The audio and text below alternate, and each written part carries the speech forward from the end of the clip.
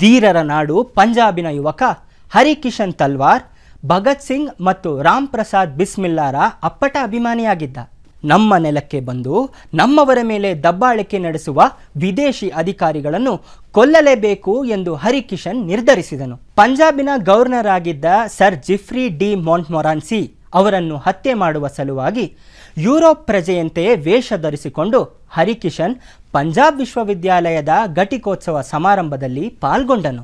ಕಾರ್ಯಕಲಾಪಗಳು ಮುಗಿದ ಮೇಲೆ ಅಭ್ಯಾಗತರ ಮೆರವಣಿಗೆ ಆರಂಭವಾಯಿತು.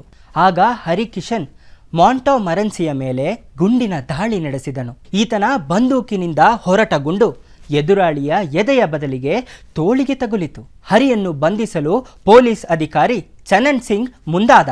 ತಾನು ತಪ್ಪಿಸಿಕೊಳ್ಳಲು ಯತ್ನಿಸುವುದಿಲ್ಲ, ಹಾಗಾಗಿ ಬಲವಂತವಾಗಿ ಬಂಧಿಸಬಾರದು ಎಂದು ಹೇಳುತ್ತಾ ಮತ್ತೊಮ್ಮೆ ಜಿಫ್ರಿಯ ಮೇಲೆ ಗುಂಡು ಹಾರಿಸಲು ಸಿದ್ಧವಾದನು. ಆದರೆ ಆ ಗುಂಡು ಚನನ್ ಸಿಂಗ್ಗೆ ತಗುಲಿತ್ತು ಮತ್ತು ಆತ ಮಾರಣಾಂತಿಕ ಗಾಯಗಳಿಂದ ಮರುದಿನವೇ ಅಸುನೀಗಿದನು.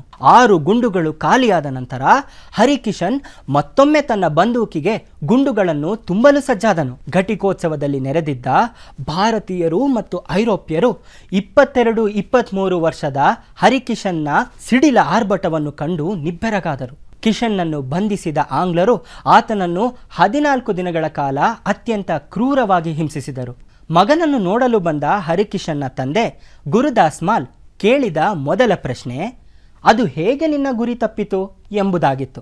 ಮಗನಿಗೆ ಬ್ರಿಟಿಷರು ಹಿಂಸೆ ನೀಡಿ ಹೈರಾಣಾಗಿಸಿದ್ದರು. ಆತನ ಯೋಗಕ್ಷೇಮದ ಬಗ್ಗೆ ಕೇಳದ ರಾಷ್ಟ್ರದ ಚಿಂತನೆಯನ್ನು ಮಾಡಿದ ಕಿಶನ್ ತಂದೆಯದ್ದು ಸಹಸಾಮಾನ್ಯರಿಗೆ ನಿಲುಕದ ದೇಶ ಪ್ರೇಮ. ಅದಕ್ಕೆ ಪ್ರತಿಯಾಗಿ ಹರಿಕಿಶನ್ ತಾನು ಗುರಿ ಇಡಲು ಉಪಯೋಗಿಸಿದ ಕುರ್ಚಿಯು ಸಮತಟ್ಟಾದ ಪ್ರದೇಶದಲ್ಲಿ ಇರಲಿಲ್ಲ. ಹಾಗಾಗಿ ಗುರಿ ತಪ್ಪಿತು ಎಂದು ತನ್ನ ಹತ್ಯೆಯ ಯತ್ನ ವಿಫಲವಾದುದಕ್ಕೆ ಅಸಲಿ ಕಾರಣ ತಿಳಿಸಿದನು.